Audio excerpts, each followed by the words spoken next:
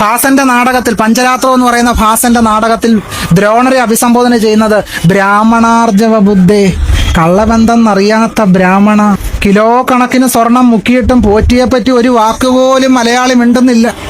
കള്ളബന്ധമെന്നറിയാത്ത പോറ്റി.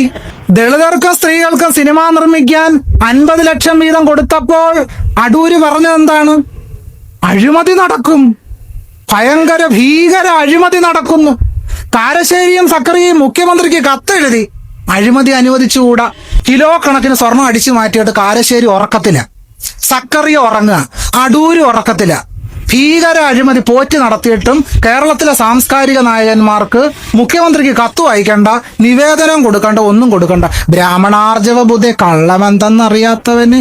മലയാളികൾ കൊണ്ടു നടക്കുന്ന സാംസ്കാരിക കാപട്യമാണ് ശബരിമലയിലെ സ്വർണമോഷണത്തിലൂടെ വെളിവായത്.